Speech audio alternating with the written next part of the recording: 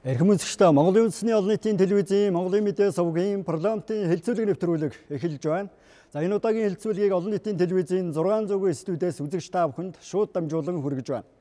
Хэлэлцүүлгээр хүндх сэдвийг танилцуулъя. За Монголын төрийн байгууллага засаглалын институтийн тухай, за үндсэн хуульд засаглалын чиглэлээр нэмэлт өөрчлөлт оруулах шаардлагатай эсэх талаар судлаачдын байр суурийг хүргэнэ. За энэ удаагийн шууд нэвтрүүлгийн явцад үзэгч та бүхний саналыг дэлгэцэнд цахим хаягаар дамжуулан хүлээн авах боломжтой. За хэлэлцүүлэгт оролцогчдын төлөөллийг танилцуулъя. За хуульч судлаач Баттуяа, за Монгол Улсын их сургуулийн улс төр судлалын тэнхимийн багш доктор профессор Үлзий сайхан, за мөн улс төр судлаач Зоригт Баатар, шинжлэх ухааны технологийн их сургуулийн нийгмийн ухааны салбарын эрхлэгч доктор Төгөлдөр нар оролцож байна. За парламентын хэлэлцүүлэг нэвтрүүлэг эхэлж байна. Хэлэлцүүлгийн эхэнд үзэгч та бүхэнд сурвалжлага үзүүлье. За 2018 онд Конрад Аденауэрийн сан Монгол Улсын их сургуулийн улс төр судлалын тэнхим болон бусад байгууллага хамтран засаглалын чиглэлийн зарим асуудлаар судлаачдын дунд хэлэлцүүлэг зохион байгуулж байсан. За тухайн үед хийсэн сурвалжлагыг үзэгч та бүхэнд эхлээд хүргэе. Парламентын хэлэлцүүлэг нэвтрүүлэг эхэлж байна.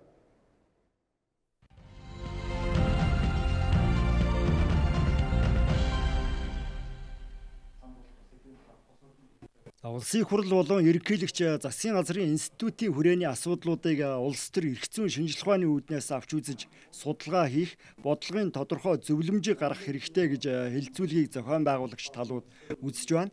За төрийн тухайн институтуудын үүрэг хариуцлагыг оновчтой болгох, зас сайжруулах, олон улсын жишигт нийцүүлэх шаардлагатай тухайн асуудлуудыг хологдох талууд хөндөж байна. Сонгуулийн систем, сонгуулийн тогтолцоо, сонгуулийн үе шат, за мөн одоо засаглалын институтын хоорондын харилцаа бидний хэлдгээр бол эрх мэдлийн зөв оновчтой хуваарлт гэдэг ч юм уу тийм сэдвүүдийг бол илүү онцолж авч үзнэ. За манай сангийн хувьд 1992 оноос хойш Монгол улсад үйл ажиллагаа явуулж байна. За гол нь ардчлалын үн цэнийг бэхжүүлэх, тогтворжуулах зорилготой байгаа юм. За 80 гаруй улс оронд үйл ажиллагаагаа явуулдаг. За Монгол улсын хувьд ерөнхийлөгч парламент, засгийн газрын институт хоорондын чиг үүрэг, эрх мэдлийн хуваарлтын зохистой харилцааны асуудлыг цаашдаа эрдэм шинжилгээний төвшөнд илүү судлах шаардлагатай болов уу гэж ноён Петр Хэпл хэлж байна. За зарим судлаачийн хувьд төрийн байгууллага засаглалын хоорондын тэнцвэрийг хангах, эрх мэдлийн давхцлыг арилгах шаардлагатай гэсэн саналтай байна. За бас хүний эрх хэрэгчлөөг хамгаалах талаар засгийн газрын бүрэн эрх хэрэгжилттэй холбогдох асуудлаарч бодлогын зохицуултыг оновчтой болгох шаардлагатай гэсэн байр суурьтай байгаа юм. Манай гүйцэтгэх эрх мэдэл хуваагдсан, тийм ээ. Гүйцэтгэх эрх мэдэл бол засгийн газар, ерөнхийлөгчийн хооронд хуваагдсан. Тийм учраас эрх мэдэл нь өөрөө тэгж хуваагдсан учраас одоо засгийн газар одоо төрийн үйл ажиллагаа уулаасаа нөгөө үр дүнтэй болдоггүй, дундаа замхардаг, дээрэгчтэй замхардаг, дундааш замхардаг ийм байдалд хүрчихсэн. Тэгээ тийм учраас хүмүүс одоо төр байхгүй болчлоо, засаглал байхгүй болчлоо гэж яриад байгаа гол үндэс бол үндсэндээ тэрэнд байна. Монгол улсын үндсэн хуулийн 20 дугаар зүйл байна. За 20 дээр бол Монгол улсын их хурл бол төрийн эрх барих дээд байгууллага мөн бөгөөд хууль тогтоох эрх мэдлийг гагцгүй улсын хурлд хадгална гэсэн.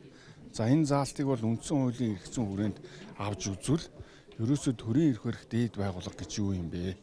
За онлын хувьд бас энэ төрийн эрх мэдэл хуваарлах онлоор бол энэ эрх мэдэл чинь бол 3 эрх мэдлэг бол тэгш бол хяналт тэнцвэртэйгээр хуваарлагддаг гэдэл нэгдэн дангаараа төрийн эрх барих дээд байгууллага гэхээр энэ бол одоо бас зөрчилтөө зүйл залт болж хувир. Энийг яаж одоо засах вэ гэхээр нэгдүгürt нь үндсэн хуулиар засаж өгч болно.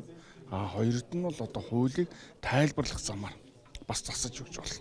Нүүбийн хүнийрхийн зөвлөлөөс Монгол Улсын хүнийрхийн нөхцөл байдал ийм байна гэдгийг үнэлээд зөвлөмжүүд өгсөн байдаг. Монгол Улсын газарт дотооддоо бол тохиолдолд хүнийрхийн үндэсний комисс жил бүр Монгол Улсад хүнийрхчлөөний төлөв байдлын талаарх илтгэл гаргадаг. Тэр илтгэлийн дагуу улсын газар хийх ажлыг улсын хурлын хувь зүйн байнгаараа одоо тогтоолороо зааж өгдөг. Энэ ажлыг ингэж хийгээрэй гэдэг. Тэр засгийн газрын зүгээс бол олон улсын түвшинд бол дотоодынхоо түвшинд бол хүнийрхийн чиглэлээр хийх ажлын жагсаалт зүйлсэнд бол ер нь бэлэн байж байгаа. Тэрийг хэрхэн хэрэгжүүлэх вэ? Хэрхэн зөв хэрэгжүүлэх вэ? Аль байгууллагатай ямар түвшинд хамтарч ажиллах вэ гэдэг нь бол гол асуудал болоод байгаа. За хэлэлцүүлгийг зохион байгуулагч талуудын тайлбараас үзвэл судалгааны ажлыг ойрын үед эхлүүлнэ. 9-р сард тайлангаа олон нийтэд танилцуулна гэсэн чиглэлтэй байна. За судалгааны ажлыг хийж гүйцэтгэхдээ аль нэг улс төрийн нам юм уу? За төрийн аль нэг байгууллагын нөлөөнд автахгүйгээр за бие даасан судлаачдын үзэл бодол, итгэл үнэмшил, туршлагад тулгуурлаж хараат бус байдлаар гарах боломжтой гэж үзэж байна.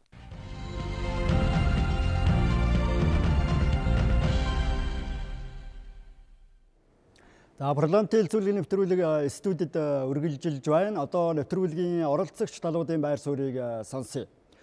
Тэгэхээр ер нь одоо Монголын төрийн байгууллагын засаглалын институтүүдийг бэхжүүлэх, төлөвшүүлэх чиглэлээр үндсэн хууль болон одоо бусад хууль эрх зүйн хүрээнд зайлшгүй эргэж авч үзэх шаардлагатай асуудлууд байна уу? Аль эсвэл одоо эрх зүйн бүрэн хамгаалалт зохицуулалт бий гэж үзэж байна уу? За Үлзий сайхан багшаас. За төлөвшүүлэх гэж хэлэхээр бас асуудал байна л да. Төлөвшүүлэх гэдэг чинь одоо ингээд юмыг ойлгуулад одоо чи ингэж ингэх ёстой шүү гэ тэ одоо нэг юм ингэж ажиллагаанд оруулж одоо төвшин болгох тухай асуудал ярих гэдэг шүү дээ тэ. Би хувьдаа бол юу гэж бодож байна гэхээр угаасаа төрийн институтууд нь өөрсдөө зөв бүтэц зохион байгуулалттай байж явах юм бол угаасаа тэр төлөвшөлт, үйл ажиллагаа явуулах тэр процесс бол эхнээсээ авахуулаад алдаа мадаггүй явах боломжтой. Өөрөөр хэлэх юм бол институт өөрөө зөв зохион байгуулалт бүтэцтэй байж явах юм бол тэрүүн заавал төлөвшүүлээд хугацаа шаардаад энэ байх гэдэг асуудал байхгүй байх л гэж л ойлгох гэдэг юм л да тий. Тэгэхээр ерөнхийдөө ингээд улс орнуудад оновчтой тийм засаглалын хуваарлалт өөрөө бий болж ирсэн хугацааг нь аваад үзэх юм бол янз бүр байна л да. Зарим оронд л бол ингээд хэдэн зуун жилээрээ уламжлаад ингээд амжаад ирсэн ийм төр засаглал нь өөртөө байгаа ингээд хэрвээ ямар нэгэн асуудал тулгарсан бол тэрийг ингээд айжуудаа засаад улам боловсронгуй болоод тэгээд нөгөө засаглал нь өөрөө нийт ард түмнийхээ сайн сайхны төлөө ажиллаад яваад байх тийм боломжтой. Тэгэхээр бид нар тийм засаглалыг бол хэдийдэн төлөвлөсөн бэ гэж ярих бол хэцүү шүү дээ. Энд чинь угаасаа л тийм л ажиллагаа нь ингээ сайн л яваад байсан юм чи. Гэтэл зарим улс орнуудад бол ингээ хүнд хэцүү цаг үе бэрхшээлийг ингээ даваад туулсныхаа дараагаар үндсэн хуулиа ингээ ер нь бол үндсэн хуулийн өөрчлөлтүүд бол ингээ бэрхшээлтэй цаг үеийн дараа л ихэнхдээ өөрчлөгдөж гарч ирж байгаа. Тэрнээс биш юм сайхан яваад байгаа улс орнуудад бол үндсэн хуулиа өөрчлөхөөл ингээл оролдод байдаггүй байхгүй тий. Тэгэхээр яг оновчгүй янз бүр л байна. Зарим улс орнуудад бол нөгөө орчин үеийнхэн гэж яриад байгаа орчин үеийн тэр олон улсын жижигт нийцүүлэх энэ төр гэж тэр жижигт нийцүүлэх гэдэг ч бас яг үнэндээ бол оновчтой биш шүү. Жишг тэгэхээр одоо алийг нь авч дуурайх юм. Тэр улсын нэгийг нь энэ улсын нэгийг нь ингэж дуурайж жишг болох юм уу? Эсвэл яг нэгийг нь дуурайх юм уу энэ төр гэдэг чинь ингээл биднэрт бөөл асуудал бий болгож байна шүү дээ тийм. Тэгэхээр зарим улс орнууд бол магадгүй тийм бэрхшээлтэй цаг үеийнхэн дараагаар үндсэн хуулиа өөрчлөх явцтай оновчтой хувилбаруудыг авч орж ирсэн. Тэгэх юм бол тэр улс орнууд за яг үндсэн хууль чи яг ерөнхийдөө засаглалынхаа хуваарлтыг оновчтой гаргаад ирсэн байх юм бол тэр улсуудын хувь заяа бол сайхан чиглэл рүү явшлаа. Тэгтэл зарим улс орнууд үндсэн хуулиа өөрчлөлт лээдэг. Тэгээд нөгөөдг нь төлөвшөж өгөхгүй шүү дээ. Өөрөөр хэлэх юм бол оновчтой хувилбарыг сонгож авч чадаагүй учраас тэн дээр төлөвшөлт байхгүй байгаа байхгүй. Тэгэхээр бол манай улсад одоо энэ төрлийн засаглалын эрх мэдлийн хуваарлт оновчтой хийгдэж чадсан. Манайх бол ерөөсөө хийгдэж чадаагүй. Ерөөсөн 1992 оны үндсэн хууль хэдийгээр нөгөө ардчилал гэдэг юмыг ингээд дүрийн хувьд байгаад байгаа боловч ерөөсөө тэр нь өөрөө одоо нөгөө бид нар хичнээн төлөвшүүлэх гэж оролдоод энэ нь өөрөө төлөвшөж чадхааргүй тийм бүтцийг сонгоод авсан л хамаг хүчээр байгаа байхгүй тий. Тэгэхээр би бол ерөөсөө төлөвшүүлэх гэдэг тэр утгыг ярих бол одоо оновчгүй л гэж үзгээд байна. Тэгэхээр бидний өмнө одоо ямар асуудал тулгарч байна вэ гэхээр засаглалын хуваарлт чинь ямар байгаа юм. Үнэхээр бид нар ард түмнийхээ төлөө ажиллахаар тийм төр засгийг бий болгох тийм хуулийн зохицуулалтаа өөрсдөө хийж чадсан юм уу үгүй юм уу гэдгийг л ярина. Хэрвээ сайн хийж чадсан бол тэр өөрөө л ингээл журмынхаа дагуу голдрлороо л явах байсан л гэж. Яг хөө тэгээд бусад судлаачид маань юу гэх нэг ярианы явцад санаа оноо гарч ирэх л байх л да тий. За төгөлдөр багш. Би сая энэ Конрад Аденауерын сангийн санхүүжилттэй энэ судалгаанд бас өөрөө оролцсныхоо хувьд бусад судлаачдын гаргасан судалгааны үр дүнг за бас өөрийнхөө судалгааны үр дүнгээс ингээ хараад тайлбар хэлэхэд ямар ч төрлийн засаглалтай улс оронд засаглалын эрх мэдлийг хуваарлна гэдэг бол үндсэн хуулийн үндсэн баг одоо концепц амин сүнснэ гэж болно. Тэгэхээр засаглалын эрх мэдлийн хуваарлалтанд хамгийн гол нь хууль тогтоох, гүйцэтгэх, шүүх гэсэн энэ гурван засаглалын эрх үүргийг зөв хуваарлахад л орж байгаа. Тэгэхээр энэ гурван засаглал маань хоорондоо бие биенээсээ хамааралтай. Тэгтээ би биенийхээ үүрэгт тэр болгон хальж ордоггүй. Тэгтээ би биендээ бас яг нөө хяналттай харилцан эрх мэдлийн хувьд тэнцвэртэй байх энэ л одоо эрх мэдлийн тэнцвэрийг хангаж байгаа концепцийг эрх мэдлийн хуваарлт гэж хэлдэг юм л да. Тэгэхээр яг энэ эрх мэдлийн хуваарлтын зарчмаар Монголын өнөөдрийн төрийн эрх мэдлийн хуваарлалт зөв явагдсан уу гэдэг асуудлыг эргээ харахаар Үндсэн хуулинд тодорхой хэмжээгээр эрх мэдлийн хуваарлтыг хийх гэж оролцсон. Энэ бол тодорхой хэмжээгээр одоо үүргээ гүйцэтгэхэд өнөөдөр ирэхэд тулгамдсан асуудал бол гарч ирж байна. Тэгэхээр тулгамдсан асуудал маань өөрөө манай Монголын одоо яг төрийн засаглалын эрх мэдлийг хуваарлан гүйцэтгэж байгаа байгууллагуудын хооронд гараад байна. Эндээс ингээ харах юм бол улсын хурал, гүйцэтгэх засаглал, тэ. За дээрээс манах шүүх, дээрээс нэмэх юм бол манад үндсэн хуулийн цэц ерөнхийлөгч гэсэн юм үндсэн 5 субъект одоо үндсэндээ төрийн эрх мэдлийн хуваарлалтанд одоо байрлаж байна гэж шаард бүтцэн. За тэгээд харахаар ялцчгүй парламент бол үндсэн үүрэг нь бол ерөөсөө л хууль батлах тийм ээ. За төсвийг батлах ийм үүрэгтэй шүү дээ. Гэтэл гүйцэтгэх засаглал маань өнөөдөр манай өнөөдрийн гүйцэтгэх засаглал бол үндсэндээ ялагч бүхнийг авна гэсэн тийм зарчмаар л явагддаг. Зарчмаар өөрөлдвөл хэн олонх болсон тэр нь л одоо гүйцэтгэх засаглалаа зохион байгуулдаг ийм зарчмаар явагддаг. Энэ парламент дэлхийн улс орны жишгтэл байдаг загвар л та. Тэгэхдээ гүйцэтгэх засаглалын хүрээнд яг дангаараа кабинетийн зарчмаараа гүйцэтгэх засаглал явагдаж гэнэ үгүй гэдэг асуудал ялцчгүй манад толгомдож байгаа асуудал байгаа. Энэ нь бол яалтчгүй ерөнхийлөгчийн эрх мэдлийн хуваарлалт, ерөнхийлөгчийн төрийн институцэд эзэлж байгаа байр суурь, гүйцэтгэх засаглалын хоёрын хооронд ялцчгүй одоо зөрчилдөөн үүсэх, шийдвэр гаргах үйл явцанд ямар нэгэн байдлаар саарамгдчих юм тохиолдол байгаа. За тэгээд өргөжлүүлээ ярих юм бол баг судалгааны үр дүнгээс ямар зүйл харагддаг вэ гэхээр ерөнхийлөгчийн эрх мэдэл үндсэн хуулинд заасан үндсэн 12 эрхээсээ нэлээд хэтэрсэн бараг 40 орчим эрхтэй тэлсэн. Үндэсний аюулгүй байдлын зөвлөлийн одоо хүрээнээс нь харах юм бол Монгол улсын засгийн газрын үйл явц эрх мэдэл чиг үүрэгтэй бүрэн давх цус хэмжээний эрх мэдлийг ерөнхийлөгчд үндэсний аюулгүй зөвлөлийн одоо тухай хуулиар олгоцсон байдаг. Тэгээ энэ ингээд бүх ингээд хоорондын эрх зүйн шинжилгээ хийгээд аваад үзэхээр ялцчгүй манад гүйцэтгэх эрх мэдлийн хуваарлалт давхцсан гүйцэтгэх бол ерөнхийлөгчийн хооронд сарних бас заримдаа шийдвэр гарах үйл явцтай ямар нэгэн толгомдох асуудал бол зайлшгүй гарч ирэх юм нөхцөл байдал ямар сөрөг нөлөөлөл илүү ажиглаж байна.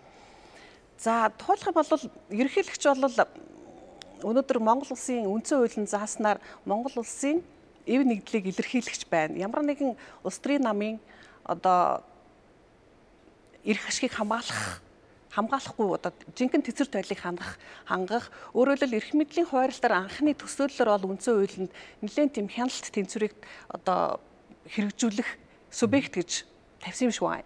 Одоо үндсэн хуулийн бүх концепц анхны одоо үзэл баримтлалыг судлаад үзэхээр гэтэл яг өнөөдрийн одоо практиктээр хараад үзэх юм бол өөрөөр хэлбэл улс төрийн намаас ерөнхийлөгчийг сонгоно гэдэг маань өөрөө улс төрийн намаас ерөнхийлөгчийг нэр дэвшүүлнэ гэдэг маань дэлхийн улс орнуудын парламентын жишгт бол нийцэхгүй тийм хувилбар болж хуурж байгаа. Энэ бол онлын үед ч гэсэн одоо өөрөөр хэлбэл эрх мэдлийн хуваарлалтын дээр энэ бол зөрчигддөг асуудал. Тэгэхээр бүх ард түмнээс ерөнхийлөгчийг сонгоно гэдэг асуудал маань өөрөө дахиад нөгөө эрх мэдлийн хуваарлалтанд нэг зөрчлийг үүсгэж байгаа. Нөгөө талаас ерөнхийлөгч улс төрийн аль нэгэн намнаас нэр дэвшээд нэр дэвснийхаа дараагаар улс төрийн аль нэгэн намын одоо харьяалт байхгүй байна гэдэг нь өөрөө бас дахиад энэ одоо даалт эрх ашгийг хамгаалах үндсэн зүгээр ингээд тодорхой ил болж өгдөг. Тэгэхээр дэлхийн улс орнуудын практикаас харах юм бол ерөөсөө парламент засаглалтай улс орн бол парламентаасаа ерөнхийлөгчөө сонгодог жишгтэй. Гэхдээ ийм жишг огт Монголд одоо ганцаархан ийм дэлхийн улс оронд ийм жишг гаргаж байгаа биш. Дэлхийн улс орнууд ийм бол жишг байгаа. Гэхдээ ихэнх нь бол яг парламентын одоо энэ засаглал төлөвлөсөн улс орнуудын жишгээр бол ялцчгүй парламент засаглалтай улс оронд бол ерөнхийлөгч парламентаас сонгогддог том одоо гарч ирдэг. Энийг л манайх бол одоо энэ жишгийг дагчих юм бол нэг их тийм одоо өнөөдрийн гарч байгаа гүйцэтгэх эрх мэдлийн хуваарлалтанд гарч ирж байгаа парламентд үзүүлж байгаа энэ хяналт тэнцвэрийн баланс алдагдж байгаа энэ бүх зүйл би бол тодорхой хэмжээгээр арилгах гэж хардаг.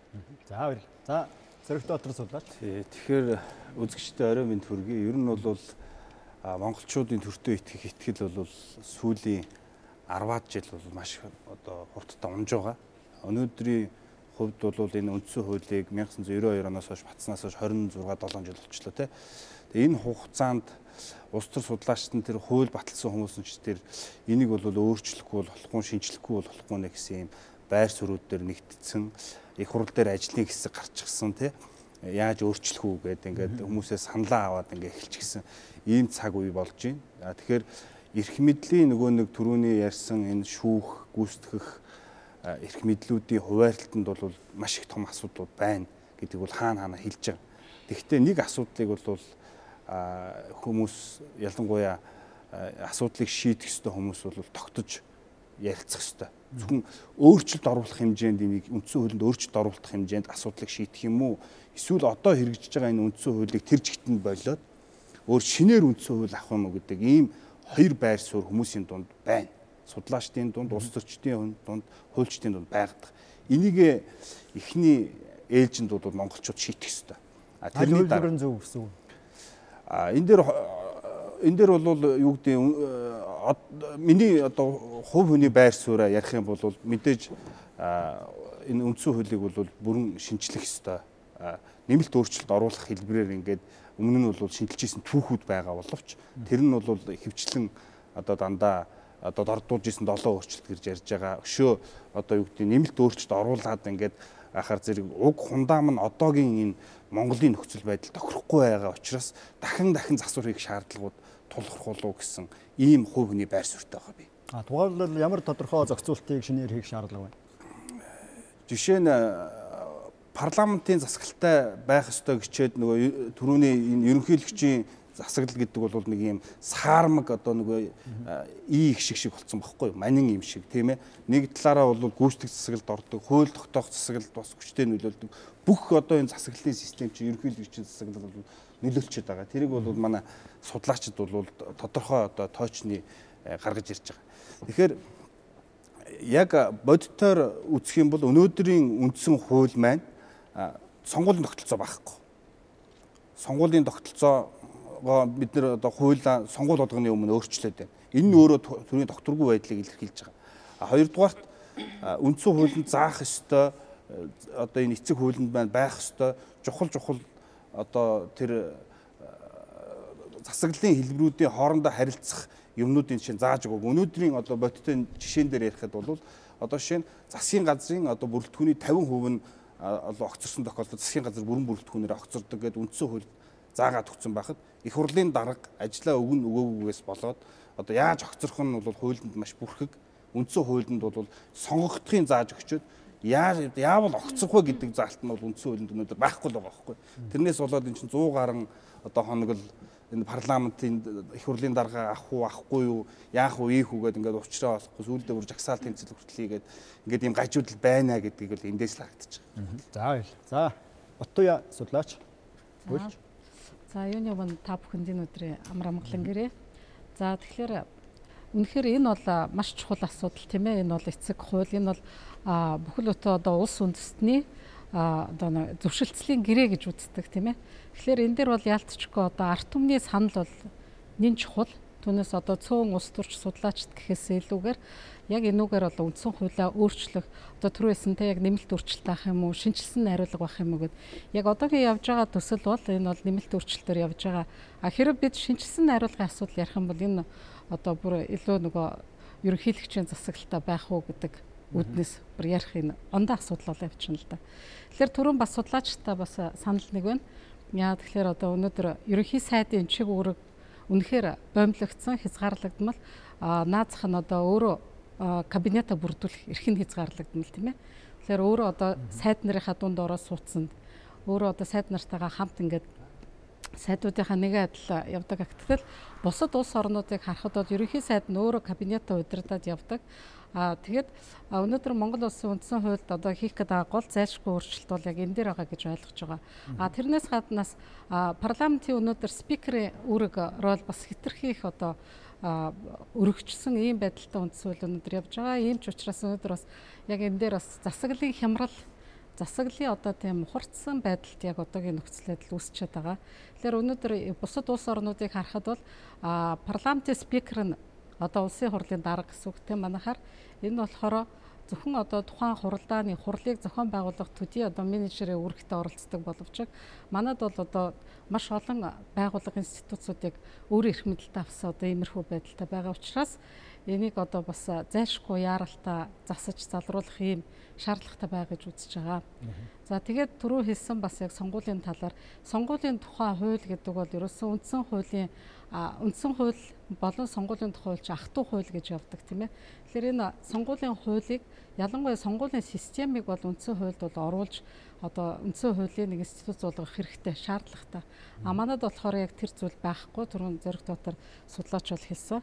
Тэгэхээр яг энэ сонгууль дээр бол сонгуулийн систем бол пропорционал ийм системтэй байж өнөөдөр яг үндсэн хууль засаглал хоорондын тэнцвэртэй энэ харилцаа бол бий болно гэж үзэж байгаа тий. Тэгэхээр ядаж мажоритараа ингэж холимог байдалтай оруулсан ч гэсэн ядаж нэг 50% та ч юм уу. Тэгэхгүй бид нэр өнгөрсөн одоо 2016 оны сонгуулийн нөхцөл байдлыг харахад яаж одоо сонгуул одоо явагдсан бэ гэдэг арт түмэн бүгдээрээ харсан 76 тойрог дээр тийм ээ. Яг одоо илүү одоо улсын хурлын эрх мэдлийн төлөөх одоо тэр өрсөлдөөн гэхээс илүү одоо орон нутгийн шинжтэй ийм одоо сонгуулийн дүр төрх бол харагдсан гэж үзэж байгаа. Тэгэхээр энийг бол яаралтай үндсэн хуулийн одоо нэмэлт өөрчлөлтөөр оруулж өгөх шаардлагатай. Тэгэхээр яг одоогийн нөхцөл байдалд улсын хурал бол энэ чиг үүргээ хэрэгжүүлэх шаардлагатай байгаа гэж үзэж байгаа. Гэтэл өнөөдөр их хурал маань харамсалтайгаар энийг бас төдийлөн анхаарч хийж чадахгүй байх шиг байна. Гэтэл энэ бол одоо үндсэн хуулийн өөрчлөлт гэдэг бол ямар ч улс оронд бол маш одоо ховор тохиолддог ийм боломж тийм ээ. Тэгэхээр өнөөдөр яг улсын хуралд бол маш тийм сайхан алтан боломж олдож байгаа. Тэгэхээр энэ нэмэлт өөрчлөлтөө яаралтай хийх шаардлагатай гэж үзэж байна. Судлаач навд тийм. За баярлалаа. За үлзэн сайхан баш. Тухайлбал сая одоо төгөлдөр багш хөндлөө. Ер нь одоо парламентын засаглалтай оронд ерөнхийлөгчийг парламентаас сонгох нь оновчтой зөв хувилбараа гэдэгтээ санал нийлж байна. Алис бол одоо өөр зохицуулт байх хэрэгтэй. Нийлгүй хэдэн санал гарч ирсэн л дээ. Сая яриан дундаас. За нийлгүй лав хоёр асуудал гарч ирж байгаа. Жишээлх юм бол гүйцэтгэх хэрэг мэдэл ерөнхийлөгч засгийн газар хоёрын хооронд одоо ингээд юу ажиллаа штэ. Ингээд завсгарчаад байна штэ гэж ярьж байгаа байхгүй юу те. Манай үндсэн хуулиар бол үгүй штэ. Манайх бол гүйцэтгэх хэрэг мэдэл яалтчгүй засгийн газартаа л байж байгаа.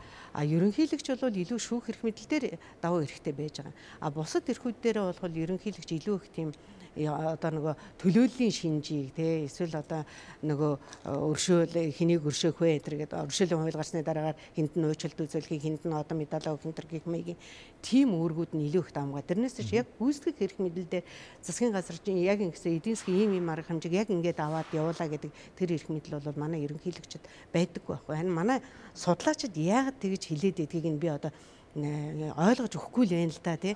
Яалтчгүй юу гүйцэтгэх хэрэг мэдэл ерөнхийлөгч засгийн газар хоёрт ингээд хуваагдаад орсон гэдэг бол би ерөөсөө тэр хүлээн зөвшөөрч чаддгүй. Парламент дээр ч гэсэндээ энэ яг нарийн дээр бол шийдвэр гаргах дээр бол парламент өөрөөрөө шийдэж байгаа. Ерөнхийлөгчийн 14 хоногийн дотор нэг хориг тавьж байгаа тэр хоригийг нь дахиад л арай жоохон дийлэн хоолонхороо шийдээл яваад байдаг. Парламент л бол илүү хэрэгтэй байж байгаа юм. Дээр нэмэтэр ерөнхийлөгчийг парламентаас сонгочих юм бол одоо асуудал сайхан болно гэх гээд шүү дээ тий. Яагаад? Яг одоо манайхаас одоо ингээл бид нар өөрсдөө байгаа байдлаар л төсөөлье л да. Нийт ард түмнээрээ сонгосон ерөнхийлөгч маань иймэрхүү ажиллаж байна. Тэгтэл бид нар хэрэг тэрийг нь парламентаас нь гаргаад ирчих юм бол илүү сайн болгоно гэдэг одоо баталгаа чи юу байгаа. Жишээлбэл 76 гишүүнтэй парламент өөрөөсөө ерөнхийлөгчөө гаргаж ирэх юм бол харин ч шүүх хэрэг мэдэл чинь бүгдээ парламентад яваад очих гээд байгаа байхгүй юу? Одоо хилээд байгаа энэ судлаачдын хилээд байгаагаар бол харин ч одоогор бол хэдийгээр яг байх ёстой журмаараа ажиллаж чадахгүй байгаа ч гэсэн ард түмнээс гарсан ерөнхийлөгч бол шүүх хэрэг мэдэл дээр давуу байж байгаа. Тэгтэл одоо нөгөө сая өнгөрсөн хаврын тэр баахан хэлэлцүүлэг явуулаа шүү дээ. Монгол ардын намаас нэг 24 өөрчлөлт оруулах гэх тий. Тэр 24 өөрчлөлтөн дээр бол ямар асуудал орж ирээд байна вэ гэхээр ерөнхийлөгчийг одоо парламентаас сонгодог болох ёстой. Шүүх хэрэг мэдлийг ч гэсэн шүүх хэрэг мэдлийг яах гэдэг нь вэхээр парламент нь өөрөө шийднэ. Өөрөөр хэлэх юм бол яг одоогоор ерөнхийлөгчд байж байгаа тэр эрх мэдлийг парламент авчаад зөвхөн батламжлах гэдэг тэр эрхийг ерөнхийлөгчд өгөх гэж байгаа байхгүй. Тэгэхээр манай парламент юу болж хувирдгөө гэхээр штэ гүйцэтгэх засаглалаа томилчиж байгаа юм. Хуулиа баталчихж байгаа юм. шүүхээ мэдчихэж байгаа байхгүй. Бид нар 76-т одоо итгэж байгаа юм уу? Легитим байдал өөрөөр хэлэх юм бол хүлээн зөвшөөрөх те ард түмэнд итгэл хүлээх гэдэг тэр юм нь одоогийн яг өнөөдрийн байдлаар бол бараг л 0 байж штэ те. Ийм байж байгаа юмд бид нар дахиад ерөнхийлөгчд байж байгаа шүүхээ аваад өгчих юм бол чод юу болж хуурах юм бэ те. Тэгэхээр олон улсын жишг тийм штэ гэж ярьдаг ч юм бол дахиад энэ дээр худлаа шүү.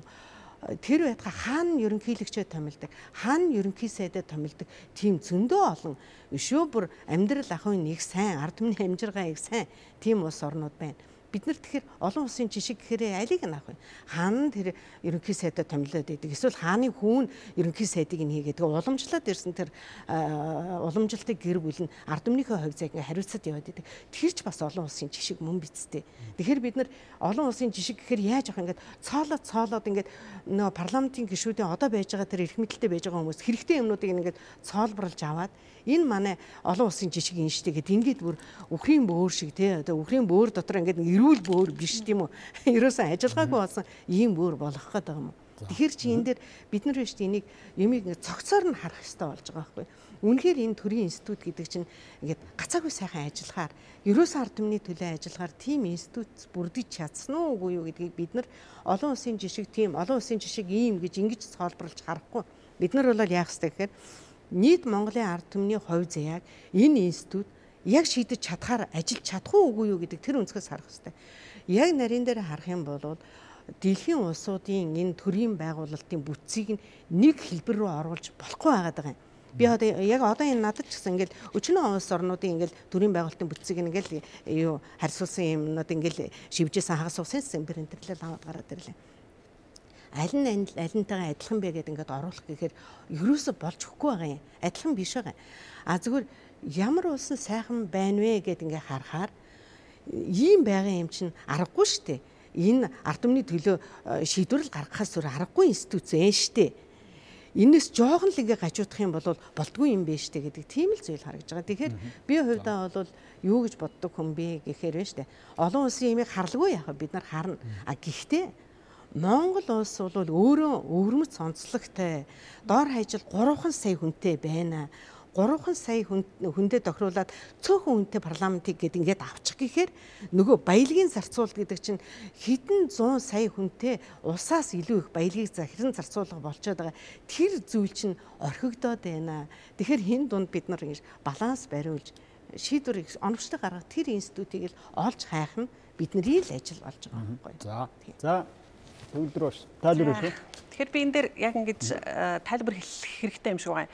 Судлаачдын хооронд ийм байр суурь байдаг.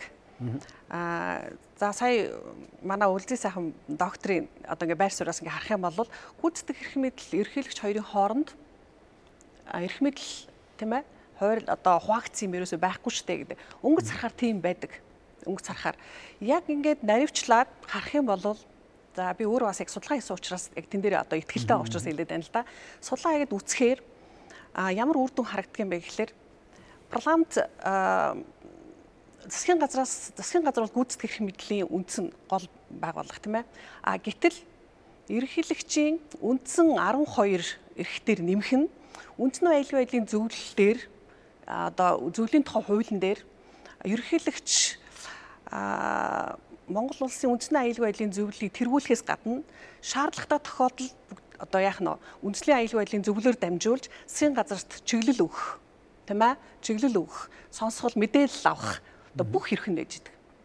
Тэгэхээр эндээс юу харагддсан бэ гэхээр үндсний аюулгүй байдлын зөвлөл гэдэг маань зөвлөлийн тухай хууль гэдэг маань өөрөө харахаар Монгол улсын нийгэм эдийн засаг соёлын бүх хүрэндх аюулгүй байдлын тухай асуудал яригддаг. Тэгэхээр энэ чиглэл үүрэг маань өөрөө үндсэндээ тэр чигээр засгийн газрын чиглэл үүрэг гэдэг байхгүй юу? Дэлхийн улс орны парламентд ерөөсөө парламентын засаглал гэж юу вэ гэдгийг хамгийн гол амин сүнс дотор байдгийн одоо гол үндсэн гүйцэтгэх эрх мэдлийн чиг үүргийг одоо нийгэм эдийн засаг соёлынхаа үндсэн одоо салбарын аюулгүй байдал тийм ээ гүйцэтгэх энэ одоо нөөцийг хуваарлах энэ бүх асуудал гүйцэтгэх эрх мэдэл байдаг. Гэтэл үндсний аюулгүй байдлын зөвлөлийн тухай хуулиар дамжуулаад ерөнхийлөгчд энэ эрх мэдэл давхар байж идэг. Тэгэхээр үндсэндээ хэдийгээр гүйцэтгэх эрх мэдэл энэ эрх мэдэл нь байгаа юм шиг боловч хэрвээ ерөнхийлөгчд шууд ямар нэгэн байдлаар нийгэм эдийн засгийн тухай асуудал оруулж ирээд энэ асуудлыг зөвшөөрөхгүй ийм асуудал байна. Энэ асуудлыг ингэ шийдэх ёстой гэдэг гарахад ялцчгүй үнд улс төрийн хамгийн чухал одоо үр дүн байна юу гэвэл онцтой шийдвэр гарах ёстой шүү дээ. Тэгтэл ерөнхийлөгчөөс ийм шахалт орж ирэхэд засгийн газар яах вэ гэдэг асуулт гарч ирж байгаа байхгүй. Тэгэхээр одоо яг ингээд харахаар энэ тохиолдлоос нь харах юм бол үнэхээр ялцчгүй манад эрх мэдлийн гүйцэтгэх эрх мэдлийн хуваарлт салгагдсан хардаг. Жишээ нь хамгийн наацхийн жишээ хэлэхэд парламентын засаглалтай улс оронд Монгол улсын парламентын засаглалтай улс оронд аливаа одоо ерөнхийлөгч бол тухайн улс орныг төлөөлөх бүрэн эрхтэй гэдэг асуудал байдаг. Манай Монгол улсын ерөнхийлөгч гэсэн тэр бүрэн эрхтэй. Гэтэл за нэг жишээ авъя. Германы юг жишгийг авах юм бол Үндсэн хуулиндаа ерөнхийлөгч тухайн улс орныг төлөөлөх эрхтэй боловч улсын хурал болон засгийн газартаа зөвшөлдсөж бүрэн төлөөлөх эрхийг хэрэгжүүлждэг. Гэтэл манай ерөнхийлөгч бол бүрэн төлөөлөх хэрэгтэй байхгүй. Тэр хідээс одоо улсын хурлаас болон засгийн газраас ямар нэгэн чиглэлийг одоо бүрэн авахгүйгээр өөрөө бүрэн төлөөлөх хэрэгтэй байдаг. Энэгээрээ өөрөөр хэлбэл бараг ерөнхийлөгчийн засаглалын нэг бүрэн статус нь орж ирж байгаа байхгүй. Тэгээ энэ бүх зүйлээс ингээд нарийн ингээд жижигэн зүйлтүүдийг нь хараад үзэх юм бол одоо Монгол улсын гүйцэтгэх эрх мэдэл гэдэг энэ төрийн засаглалах гүйцэтгэх эрх мэдлийн энэ эрх үүрэг хуваагдсан нь бол харагддаг. Гэхдээ би нэг зүйлийг хэлмээр байна. Манай үлдэн сайхан судлаачийн нэг зүйлдээ би санал нэгддэг. Ямар ч улс орн парламентын засаглалтай бай, хаан засаглалтай бай, ерөнхийлөгчийн засаглалтай байсан ямар ч тохиолдолд хамгийн гол нь парламентыг хэн бүрдүүлдэг вэ гэдэг одоо бодох хэрэгтэй байна. Би ямар ч засаглалтай байсан ч гэсэн шийдвэр оновчтой гарахын хамгийн гол их хүнс нь юу вэ гэдэг бодохоор маш энгийн тайлбар хэлэх юм бол парламентыг бүрдүүлдэг хамгийн гол чухал институт бол улс төрийн нам шүү дээ өөрөө. Улс төрийн нам. Тэгвэл улс төрийн нам гэсэн институт үнэхээр зөв төлөвлөж чадсан уу? Өнөөдөр засаглалын эрх мэдлийн энд 3 том байгууллагт чинь улс төрийн намаар дамжиж орж ирсэн боловсон хүчнүүд төрийн эрх мэдлийг барьдаг шүү дээ. Тэгэхээр өнөөдөр би Монголын төрийн засаглалд гарч ирж байгаа хямралч гэдэг юм уу? Одоо янз бүрийн нэршил хэлээд байна л да. Засаглалын хямрал болж байна, улс төрийн тогтворгүй байдал үүсч байна гэсэн энэ парламентын төлөвшил бичиж чадахгүй байгаагийн үндсэн шалтгааныг би улс төрийн намтай холбож тайлбарлах хэрэгтэй гэж боддог. Үндсэндээ парламентын бэхжилт өнөөдөр Монгол Улсын засаглал ардчилсан улс төрийн системийг бэхжүүлэх үндсэн институт бол яалтчгүй улс төрийн намаас үүдэлтэй. Тэгэхээр би бол улс төрийн намын тухай хуулийг маш улс урьтай, маш өндөр түвшинд хэлэлцүүлэг хийж, маш олон хүмүүсийн олон талт оролцогчдын хэлэлцүүлгийн үр дүнд маш нарийн шүүлтүүрээр гарах хэрэгтэй гэж боддог.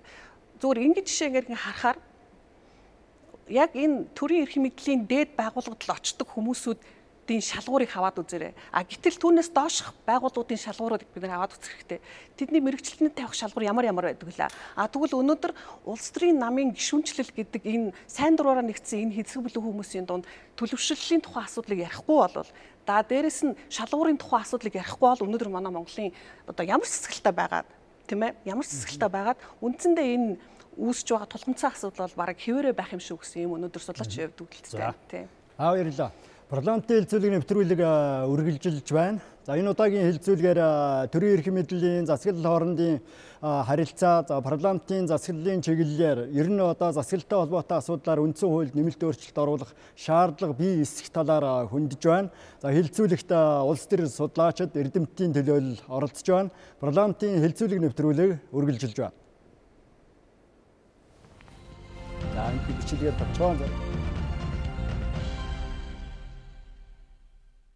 Үндсэн хууль бол чадамжаа алдаагүй. Одоогийн үндсэн хуулийг ганцхан сахиж мөрдөх хэрэгтэй байна. Эцсийн дунд яах вэ гэхээр ерөнхийлөгчөө ерөөсөө ард түмнээс сонгоч. Парламентаасаа биш. Тэгээ ерөнхийлөгчийн эрх мэдэл дээр бас зарим нэгэн зүйл заалтыг нэмээд тэгээд парламентын засаглалтай болгоё гэд ингээд хоёр талаасаа хилэлцэж тохироод зөвшөлтслийн маягаар чуулганыг үргэлжлүүлэхийн тулд ингэж тохироод энийг батлах. Хүчингү болгосон зүйлийг улсын их хурл 2000 оны 12 сарын 23-нд дахиж хэлцээд баталсан байхгүй юу? Ийм хэлсэн байх юм бол эцсийн аль нэг гишүүн өөрөө санаачлагаар хэлцээд дахиж хэлцээд эцсийн үгээ хэлэх ёстой байхгүй юу? Засгийн газрыг хууль хэрэгжүүлэхийг шахах улс төрийн хариуцлага гэж ярьдаг тийм ээ. Энийг хүлээлгэх шүүх нь бол яг хуулийн дагуу явагдсан юм уу гэдгийг хянд тогтоох. Ингэж маш хоёр талаасаа гүнзгий наривчилсан өндөр түвшинд ажиллаж байж гүйцэтгэх эрх мэдлийн байгууллагууд бол хуулийг хэрэгжүүлнэ. Орон нутгийн иргэдийн төлөөлөгчдийн хурлыг сонгоход улс төрийн нам оролцохгүй байхаар иргэл өөрөө ихаа нэрийг дэвшүүлж оролцохоор ийм заалт орж байгаа. Олонхоороо ерөнхий сайдыг огцруулж дараагийн ерөнхий сайдыг шууд одоо зөрүүлээ томилох тэр механизм бол байгаа. За мөн одоо цөөнхийн санаачлагтайгаар энэ асуудал хилцэгдэх бас боломж нь хэвээрээ байгаа.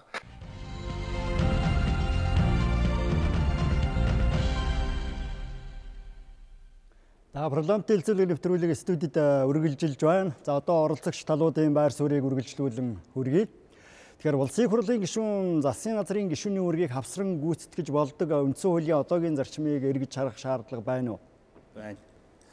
Ер нь бол бид нар бодит байдлаа сайн харах хэрэгтэй. Хүмүүс бол одоо сонгогчд гэх юм уу да тий 7-8 удаагийн одоо сонгуульд оролцчихлоо шүү дээ. Парламентын ерөнхийлөгчийн орон нутгийн шинж нарт маш олон сонгуульд оролцоод бас нэлээд боловсрол нь бол нэмэгдсэн. Ер нь бол үндсэн хуулийг хэн яаж өөрчлөх вэ гэдэг асуудал байна шүү дээ. Одоогийн мөрдөгж байгаа үндсэн хуулийг бол тухайн үед ардын их хурал гэж бас нэлээд өргөн бүрэлдэхүүнтэйгээр энэ хуулийг ингээд баталчихсан. Үндсэн хуульдаа ингээд өөрчлөлт оруулах юм уу, шинжлэх юм болвол одоо нөгөө нэг дагвар хуулиудын шинжлэх шаардлага гардаг, маш их одоо цаг хугацаа ордог, нийгэмд эмх самбраагүй байдал үүсдэгч гэж ярьдаг. Нэг хэсэг судлаач. Нөгөө хэсэг судлаачд бол одоо энийг бол ингээд шинжилснээр хөгжлийн зам хурцсан, хариуцлага өндөржин, одоо байгаа энэ тулгамдж байгаа асуудлуудыг шийдвэрлэнэ гэсэн нэг ийм хоёр байр суурь ингээд одоо судлаачдын дунд бол ингээд явдаг. Тэгэхээр өнөөдрийн байдлаар бол нөгөө давхар дээл гэж ярьж шít. Энэ бол өмнө нь бол байгаагүй. 2000 оны нөгөө нэг өөрчлөлтөөр бид нэр өөрсдөө бий болгосон ийм л асуудал шít. Их хурлын гишүүн парламентын одоо гүйцэтгэх засаглалын сайдын албан тушаалыг бол давхар хашч болно гэдэг ихэнх нь одоо давхар дээлттэй. Тэгээд энэ дээр бол ерөнхийлөгч бас сайдыг томилоход бас оролцож байгаа шүү дээ. Ерөнхийлөгчтэй зөвшөлдсөж бас гүйцэтгэх засаглалыг бас томилдог байх жишээтэй. Ингээд нэг ийм утгагүй байдлууд үүсчихэд байгаа. Энэ байгаа байдлуудыг хэн засах вэ? Одоо яаж засах вэ гэдэг асуудал байгаа. 2000 онд үндсэн хуульд өөрчлөлт оруулсан. Тухайн үед бол одоо одоогийн Монгол ардын нам, тухайн үеийн Монгол ардын хувьсгалт нам байсан баха. 72 судалтай байсан. Яагаад гэвэл үндсэн хуульд хэн яаж өөрчлөлт оруулах вэ гэдэг үндсэн хуулинд өөрөө заагаад зогссон. Нийт гишүүдийн 4-ний 3 нь одоо хүлээн зөвшөөрснөөс 4-ний 3-аар бол энэ үндсэн хуульд өөрчлөлт орох нь шүү дээ. Тэгэхээр саяын парламентын сонгуулиар бол Монгол ардын нам 65 суудал аваад авсан. Тэгэхээр энэ бол 65 суудал гэдэг бол их хурлын 76 гишүүний 4-ний 3-т бол хангалттай хүрж байгаа. Ингээ үндсэн хуулинд бол би өөрчлөлт орох болов уу гэж судлаачийн хувьд бол харж байсан. Харамсалтай нь энэ өөрөө нөгөө 65 гишүүн маань бас нэг нь алга болчихсон. Дээрээс нь дотроо 2 хуваагдчихсан. Нам биш одоо тийм ээ. Одоо намын үзэл баримтлалт биш одоо юм бүлгийн практикийн бизнесийнхний юм ашиг сонирхлынхноор ингээ хуваагдчихар зэрэг тэртээ юу хууль одоо тогтоох байгуулагч төр гүйцэтгэх засаглалч төр бүх төвшөндөө ингээ 50-50% хуваагдчихад байна л да. Тэгэхээр энэ үндсэн хуулийн өөрчлөлт бол одоо бол яриад ч нэмэргүй батлагдахааргүй болчлоо гэж би энэ парламентын явцыг бол харж байна. Цаашаа одоо улсын хурлын гишүүн, засгийн газрын гишүүний үүргийг хавсарч гүйцэтгэж байгаа байдлыг бүрмөсөн хориглох ёстой гэсэн үг үү? Аль эсвэл тодорхой хүрээ хязгаарлалт байх ёстой. Би бол 100% ер нь хориглох ёстой гэсэн ийм хатуу байр суурьтай байдаг. Тэр засгийн газрын гишүүн бол гүйцэтгэх ажиллагаа хийх ёстой. Парламентын хууль тогтоох гишүүн бол хууль тогтоох ажиллаа хийх ёстой. Хангалттай олон ажилтай байдаг. За бутуу яасан. За ер нь бол энэ парламент засгийн газрын хоорондын ялгааг гаргах энэ бол маш чухал асуудал байгаа. Тэгээ сая үндсэн хуулийн нэмэлт өөрчлөлтөөр одоо 80 улс төр 70 улс төр судалгаа хийхэд 34 улс нь бол давхар дээлийг хориглосон байдалтай байна. 32 улс нь бол давхар дээлийг ерөнхийдөө зөвшөөрсөн. Тэгэхээр энэ олон улсын жишг бол өөрөө одоо яг тэгн ингэн гэсэн одоо тийм тогтсон нарийн тийм юм журам бол байхгүй тий. Энийг тухайн улс өөрөө одоо яаж тухайн өөрсдийнхөө нөхцөл байдал тааруулж олж авах нь чухал байдаг. Тэгэхээр манай өнөөдрийн улсын хурлын зөвхөн улсын хурал ажиллаж байгаа байдлыг л харъя л да. Тэгэхэд өнөөдөр улсын хурал 40 гишүүний эрттэй 20 хүн суугаад хуулиа баталж байгаа жишээ нэ тийм ээ. Маш том чухал одоо төсвийн тухай хууль, татварын хууль, хөдөлмөрийн хууль гэдэг маш чухал хуулиуд байхад тэнд ерөөсөө эрц одоо тэрийг батлах тэр гишүүдийн тоо бол үнэхээр хангалтгүй байдаг. Тэгэхээр эндээс аваад үзэхэд бол энэ давхар дээлний асуудал бол манад бол яавч бол одоо зөв шийдэл биш гэж үзэж байгаа. Тэгээд энэ давхар дээлний асуудлыг бид нэр шийдээд улсын хурлын гишүүд нь улсын хуралдаа суугаад тэр одоо маш том одоо хууль тогтоомжуудаа судлах одоо тэр байнгын хороодуудтай хамрагдах гэдэг угаасаа хийх ажил маш их байгаа. Тэгээд одоо энэ шинэ Үндсэн хуулийн нэмэлт өөрчлөлтийн төсөл дээр бол харахад яг улсын хурлын гишүүдийн эрцээр бол нэлээд тийм хариуцлагатай заалтууд бол оруулж өгсөн бэл. Одоо жишээ нь тэр эрц нь ямар нэгэн хүндэтгэн үзэх шалтгаангүйгээр улсын хуралдаа суугаагүй тохиолдолд тухайн улсын хурлын гишүүнийг эргүүлэн татах хүртэл ийм одоо хариуцлага тооцохоор ийм механизм оруулж өгсөн нь бас сайшаалт.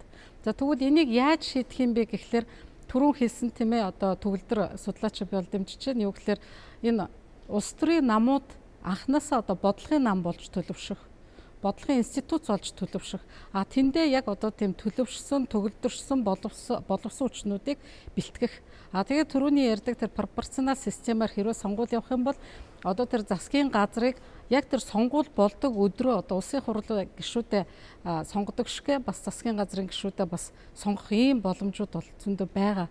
Тэгэхээр бид нар одоо Монгол улсыг цааш нь хөгжүүлэх тийм ээ төлөвшүүлэх, төгөлдөрчүүлэх ийм одоо зорилгын төлөө маш одоо нууцтай шийдлүүдийг судлаач эрдэмтдээс бол асууж авах хэрэгтэй. Тэгээд ер нь бол яг түрүү үндсэн хуулийн төлөвшлийн талаар асуусан тэрийг бас ярмаар санагцаа тэгэхээр одоо жишээ нь Америкийн нэгдсэн улс гэхэд үндсэн хуулиа батлаад 200 гаруй жилийн түүхтэй тийм ээ. Гэтэл яг Америкийн үндсэн хуулийг харахад бол эхний хэдэн жилд 50-аад одоо нэмэлт өөрчлөлтүүд оруулаад явандаа бараг нэмэлт өөрчлөлт оруулахаа болцсон байх жишээ нэ. Гэтэ мэдээж тухайн одоо явцад бол янз бүрийн маш олон хэдэн мянгаараа бол санал гарч идэг. Тэгэхээр энэ бол яг одоо болох ёстой үйл явц болж байгаа гэж би бол үзэж байна судлаачийн хувьд те. Тэгэхээр энэ одоо ингээд их газар авч ярьж байгаа. Одоо тэгээд өнөөдрийн бас нийгэм үүсэт байгаа нөхцөлөд энэ бол цаанаас одоо нийгмийн захиалга юм шиг тийм ээ ард иргэд одоо энийг бас одоо энэ засаглалын хямралаас хурдан гаргад өгөөч цаашид одоо энэ улс орноо хөгжүүлэх юмсан гэсэн одоо энэ их уур амьсгал давлгаалж байгаа учраас энэ бүх зүйлийг маш яаралтай л одоо хамгийн сайнаар шинжлэх хэрэгтэй л гэж боддог. За үлзий сайхан байна. За улсын хурлын гишүүн засгийн газрын гишүүн байх гэдэг бол олон улсад байдаг жишгэлтэй. Жишээх юм бол манай улсын улс төрчдийн аймгийн яриад байдаг одоо нөгөө сонгодог шиг шүү дээ. Сонгодог парламент гэдэг аваад үзэх юм бол одоо бид нар Английн парламентыг л гэж ойлгоо те. За ингээд үзэхээр бол тэнд үнэхээр тэгж байгаа. Төлөөлөгчдийн нийтийн тагмаасаа юуг засгийн газрын гишүүдэд бүрдүүлж байгаа. Энэ утгаараа аваад үзэх юм бол манай олон улсын жишг мөн энд. Гэхдээ тэнд бас юмд учир байгаа цаана. Английн тэр парламент чинь нэ штэ тий хоёр том танхимтай. Хоёулаад маш том танхим. Лордын танхим нь 600 түнтэй, төлөөлөгчдийн танхим нь 1200 түнтэй. Нийлүүлээд аваад үзэх юм бол бараг 1800-900 хүнтэй шахуу болчиход байдаг. Ийм парламент нээж байгаа байхгүй. Дээрээ бас нөгөө хяналтын айхтар хаан гэдэг нэг институт байгаа шүү. Манайхан л хаан нөгөө бэлэгдлийн шинжтэй зүгээр л байж идэг л ухааны юм ярих гэдэг. Үндэ энэ бол ястай маш өнгөц харсан ийм дүгнэлт байгаа шүү. Яг нарийн дээрээ бол хааны тэр гарын үсгийг авч ингэж тамгын даруулахын тулд тэр өөрөө хааны сэтгэлд нийцсэн хууль байх хэрэгтэй байгаа байхгүй тий. Тэгэхээр тэртээ дөрвөө тийм хяналтанд орох юм чинь парламентаас хааны сэтгэлд нийцэхгүй ард түмний эрх ашигын эсрэг хууль ерөөсө гарч ирдэггүй байхгүй юу. За тэр ч яах вэ? Тэгээд нөгөө нэг парламентаас засгийн газрын гишүүн томилогдох тухай асуудал ирэх. Тийм том парламентаас нэг 20 гишүүн 30 гишүүн аваад засгийн газрыг бүрдүүлэхэд тэр парламент явдгаараа л явна. Засгийн газар ажилдгаараа л ажиллана. Парламент дотор нөгөө засгийн газар нь орж ирээд ингээд бүр үндсээр нь эргүүлчгээд хэмжээний тийм нөлөөлөл үзүүлж чадахгүй. Парламент нь тэнд хяналтаа тавьдгаараа тавих байхгүй. Тэгтэл манайхан яаж яадаг вэ? Нөгөө тийм дуурайнгуудаа айгүй цомхон жижигхэн парламенттай байжээж талын шухан аваад засгийн газрыг бүрдүүлчихэд ямар ч хянах механизм байдгүй байхгүй. Өнгөц харахад бид нар дэлхийн жишгээр юм шиг одоо нөгөө олон улсын жишг гэж манайхны айгүй яриад байдаг те. Тэр нь өөрөө Монголынхаа нөхцөлд доог тавцалтахгүй ийм юу болгоцсон байгаа байхгүй юу? Тэгэхээр бид миний одоо ярих гэдэг зүйл одоо олон улсын жишгийг харлгүй яах вэ? Тэгвэл Монгол ямар юм бэ гэдгийг л заавал харах ёстой. Дээр нэмээд дахиад төрөүний асуудал дээр бид нар энэ эмэг бас ингэж шууд орхиод явчих болохоо би өөрийнхөө санааг хэлмээр л байна л да. Жишээлх юм бол үндэсний аюулгүй байдлын зүйлийн даргийнхаа хувьд одоо чиглэл өгөх ёстой гэж юм тийм үү? Чиглэл өгөх эрх нь байгаа шүү дээ. Чиглэл өгнө гэдэг бол чиглэл өгж байгаа болохоос биш шийдвэр гаргаж байгаа хэрэг биш байхгүй юу? Парламент энийг харгалзаж үзээч. Ийм байх ёстой юм шүү гэдэг ингээд чиглэлээ өгöd байна. Тэгтээ үндэсний аюулгүй байдлын зөвлөл дээр нөгөө парламентын дарга маань тийм үү? Одоо улсын хурлын дарга маань парламентаас гарч ирсэн засгийн газрын тэргүүн маань тэгээд ерөнхийлөгч орж ирж байгаа. Тэгээд үндэсний аюулгүй байдлын зөвлөл чи өөр ганцхан ерөнхийлөгч шийдвэр гаргадаг институт биш. Хамтын шийдвэр гаргаж байгаа шүү дээ. Тийм үү? Олон ихээс саналаар асуудлаа шийднэ. Одоо энэ бол жишээлбэл оюутлахын гэрэн дээр нөгөө юу Америкийн нэг элчин сайд нэг захиа явуулсан гэж яддаг шүү дээ. Энэ хоёр дарга 51% ард түмэндээ өгч ихэд нөгөө хоёр нь үгээ 34% манай хувь цай болгож авъя гэл ингээд үндэсний аюулгүй байдлын зөвлөл дээр тэгээ шийдэл ингээд яваад гисэн. Тэгэхээр яаж чиглэл өгөхөд ерөнхийлөг чиглэл өгөх гээд гүйцэтгэх засаглал дээр шийдвэр гаргуулж чадаагүй хамгийн том жишээ энэ байж байгаа байхгүй тий. Тэгэхээр энэ бол юу тэр гүйцэтгэх эрх мэдэлээр ерөнхийлөгч эрх мэдэлтэй байгаа гэдэг бол хотлаа шүү тий. Дээр нь нэмээд нөгөө олон улс төр төлөөлнө тийм үү? Одоо төлөөлөх хэрэгтэй. Төлөөлөх бүрэн эрхтэй гэхээр шин юу яаш тэгээд шийдвэр гаргах чинь тий. Одоо парламент шийдвэр гаргацсан байла. Засгийн газар айгүй чухал шийдвэр гаргасан байла. Тэгээд очиод ингээд төлөөлөөд гарын үсэг зураад манайх энийг хүлээн зөвшөөрж байна гэдэг ингээд яриад ингээд төлөөлж байгаа тэр эрх нь ерөнхийлөгчд байгаа болохоос биш өөрөө шууд очиод за ингээд манайх ерөн тэгжил таараа гэж ингээд шийдвэр гаргадаг. Энэ хамгийн том жишээ бол жишээлх юм бол нэгдсэн үндэсний байгууллагын хурал дээр элбэгдэрч ерөнхийлөгч маань очиод нөгөө төвийг сахих шийдвэрийн тухай ярьсан шүү дээ. Манайх төвийг сахина гэдэг ингээд яриад. Тэгээд нийгэмд бөөс инсаацсан. Тэгээ яасан? Парламентарыг хэлцүүлээд манайх төвийг сахина гэдэг тийм шийдвэр гаргасан юм уу? Гаргаагүй байхад парламентын гаргаагүй шийдвэр яагаад ерөнхийлөгч очиод ярьшваа гэдэг асуудал ярьж исэн байхгүй тий. Тэгэхээр манай ерөнхийлөгч бол яг тэр эрх мэдэл бол хязгаарлагдмал. Төлөөлнө гэдэг нь бол нэгэнд гаргасан шийдвэрийг нь очиод ярих тэр эрхийн тухай л асуудал ярьж. Тэрнээс өөрөө шийдвэр гаргадаг тийм институт биш байна. За төгөлдөр багш. За миний хувьд давхар дийлэн асуудлыг бол яг судлаачийн хувьд бол Монголын нөхцөлд бол тохиромжгүй гэж хардаг. За ялтчгүй парламентын төлөвшлийнхаа хувьд урт хугацааны уламжлалтай 2 тахимд парламенттай парламентын гишүүдийн тоо олонтой улс оронд бол одоо 3-1 нь засгийн газрын гишүү, улсын хурлын гишүүний албыг давхар хасч болох ийм тохиолдлууд байдаг. Зүгээр маш энгийн тэр одоо Монголд энэ бол тохиромжгүй маа гэсэн энэ одоо дүгнэлтээ би зүгээр маш энгийн одоо үндслээр тайлбарлах гэдэг үзэл та. Жишээлх юм бол хууль зүйн сайд, ерөнхий сайд, за нэг нь ямар сайд байлаа. За энэ 3 сайд бол хамгийн олон ийм одоо Монголын парламентын одоо засгийн газрын түүхэнд олон удаа давхар хассан ийм албан тушаал ам л та. Тэгэхээр энэ тохиолдлоос ингээ харахаар сайдын засгийн газрын кабинетийн сайдын хувьд өдөрт 100 гаруй төрлийн бичиг баримт орж ирдэг. Сайдын хэрээн дээр. Парламентын гишүүний хувьд өдөрт 6-аас 7 удаа хуралд суух ийм одоо зайлшгүй шаардлагатай байдаг. Тэ байнгын ороо, дэд ороо гэдэг. За тэгэхээр эн чинь өөрөө л одоо 24 цаг ажиллахгүй хүн шүү дээ. Тийм ээ. Ажлын цагийн хувьд энэ хүн яг ажил үүргийн хуваарлалтаар цагийн одоо оновчлын хуваарлтын энэ үндслээр аваад үзэх юм бол парламентын гишүүн хүн засгийн газрын гишүүн байх боломж байна уу харахаар үнэхээр ачааллын хувьд боломжтой нь харагдахгүй байгаа байхгүй юу. Тэгээ яг яалтчгүй одоо би бусад судлаачтайгаа санал нэг байна. Монгол улсын одоо өнөөгийн нөхцөл байдлаас харахаар яалтчгүй парламентын нэг хүнийг төлөөлж байгаа төлөөлөх хүч 76 гэдэг нэг энэ тоон дотор 3-1 засгийн газрын гишүүн болох тохиолдол үнэхээр оновчгүй байгаамаа, оновчгүй байгаа. Тэгэхээр ер нь бол нэг зүйлийг хэлмээр санагддаг. Судлаачд бол тодорхой хэмжээгээр өөрсдийнхөө судалгааныхаа үр дүнд зөвлөмж гаргадаг, тийм ээ? Бодлогын судалгааны үр дүн гардаг. За тэгэхээр тэрийг би үздэг, хардаг байх гэж боддог. Ямар ч тохиолдолд энэ одоо бүх гарч байгаа тулгымцсан асуудлын шийдлийн эцсийн шийдвэрийг бол улс төрчид гаргадаг. Тэгэхээр би бол Монголын улс төрчдийг илүү одоо шинжлэх ухаанч оновчтой шийдвэр гаргахын тулд тийм ээ үнэхээр энэ одоо бий болсон судалгааны үр дүнг авч үздэг илүү ард түмэнд нийцтэй хууль гаргахын төлөө сэтгэл зүрэхтэй байдаг. Зөвхөн намын эрх ашиг төлөөлөлт одоо төлөөлөхгүй ард түмний төлөөлөгч гэдэг энэ одоо утгаа их хэрэгжүүлэхгүй болвол хэдэн мянган судалгаа гараад тийм үү хэдэн мянган судлаачид үзэл бодлоо илэрхийлээд энэ асуудал шийдэгдэхгүй бол ингээл явах гэсэн. Тэгэхээр би бол одоо судлаачдын баг ихэнх нь давхар дэлийн асуудал эсэргүүцдэг байх гэж бодож байна тийм. Тухайлбал улсын хурлын ажлын хэсгийн урьдчилан боловсруулсан үндсэн хуулийн нэмэлт өөрчлөлтийн төслийн хувилбараас үзвэл ерөнхий сайд засгийн газрын танхимын гишүүдэд томилдог, чөлөөлдөг, эрхтэй болох тухай асуудлыг хөндөж байна. Энэ нь зөв зарчим мөн үү? Аль эсвэл одоо сөрөг нөлөөлөлтөө? Зөв зарчим.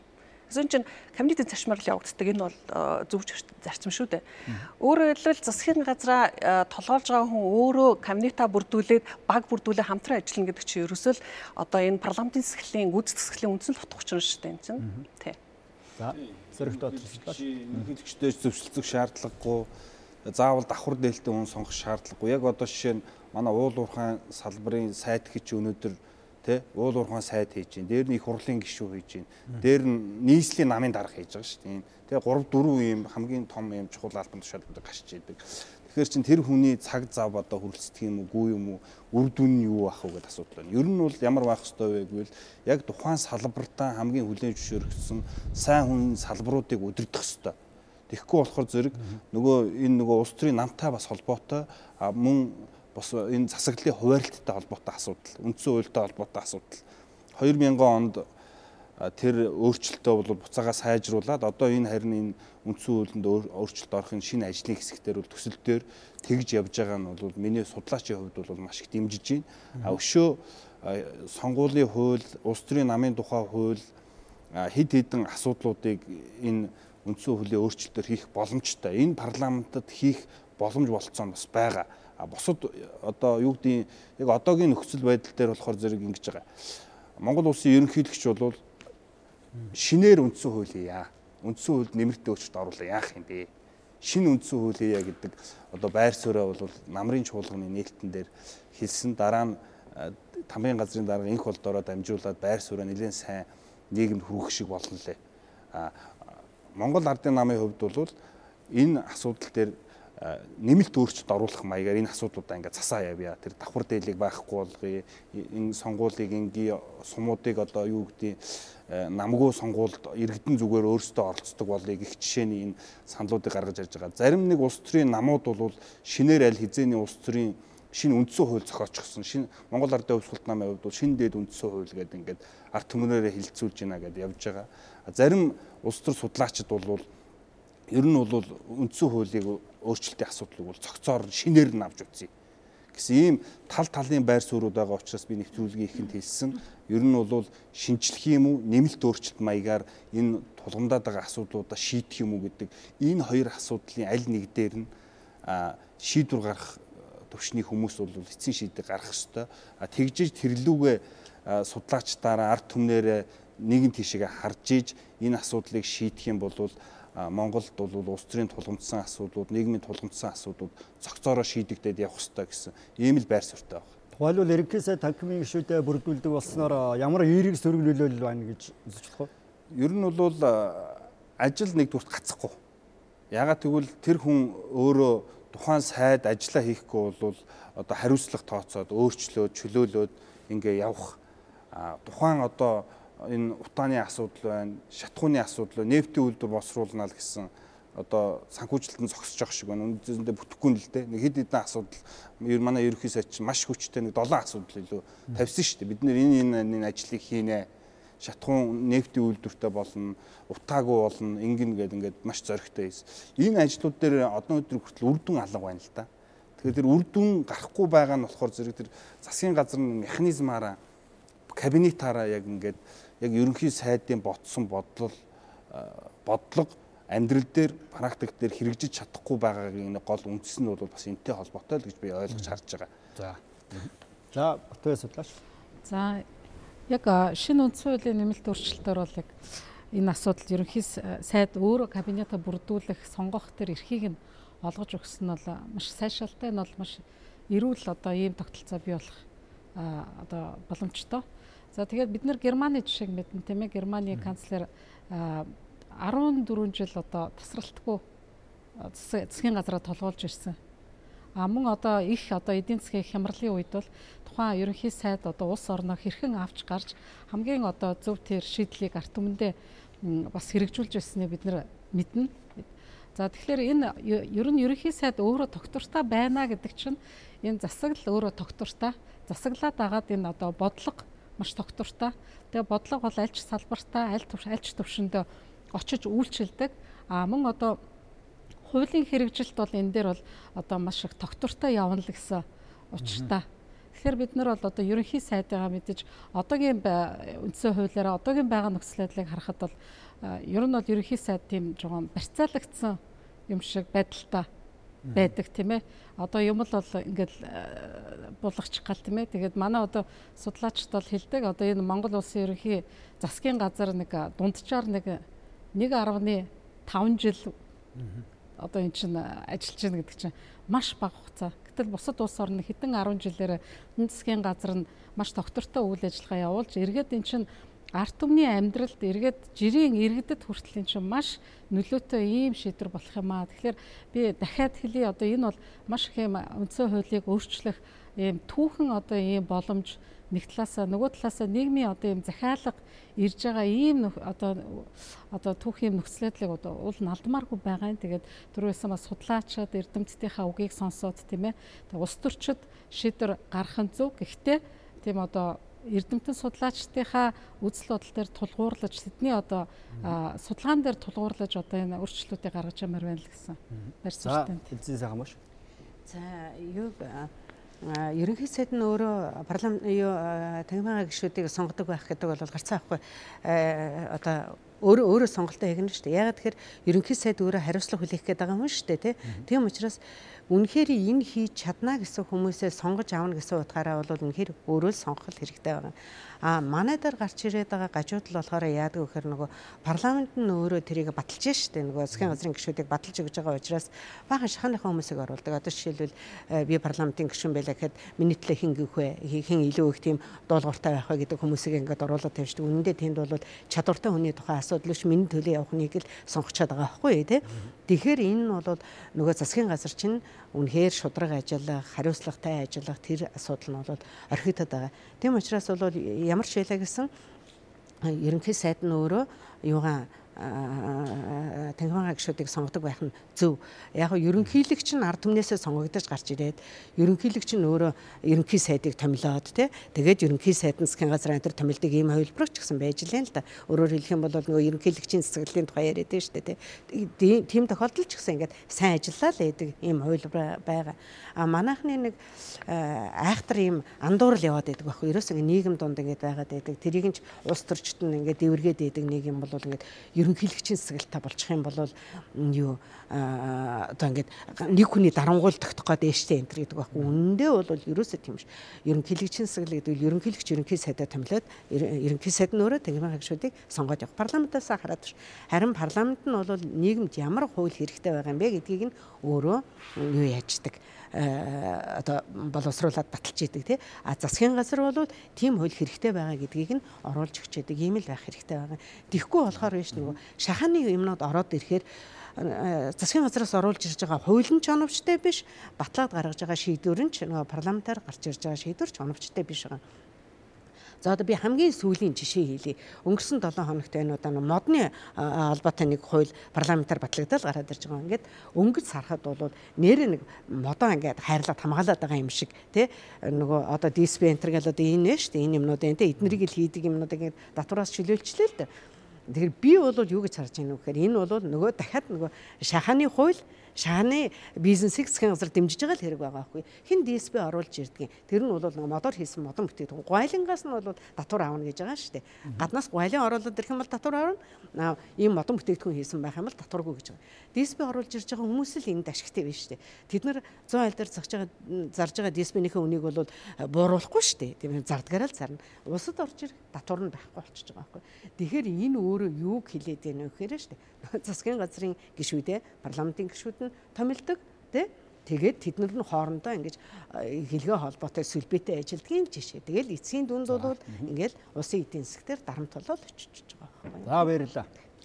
Эрхэм үзэгчдээ Монголын үндэсний олон нийтийн телевизийн Монголын мэдээ суваг парламентын хэлэлцүүлэг нэвтрүүлгээ хүргэлээ. За энэ удаагийн нэвтрүүлгээр төрийн засаглалын эрхэм мэдэл хуваарлалтай холбогдох зарим асуудал болон үндсэн хууль нэмэлт өөрчлөлт оруулах шаардлагатай эсэх талаар судлаачдын байр суурийг хүргэлээ. За энэ удаагийн нэвтрүүлэгт шинжлэх ухааны технологийн их сургуулийн нийгмийн ухааны салбарын эрхлэгч доктор Төгөлдөр, улс төр судлаач Зоригтбаатар, хуульч судлаач Баттуяа, Монгол Улсын их сургуулийн улс төр судлалын тэнхимийн багш доктор профессор Өлзий сайхан нар оролцлоо. Үзэгч та бүхэнд шууд нэвтрүүлгийг олон нийтийн телевизийн 600-гийн студиэс дамжууллаа.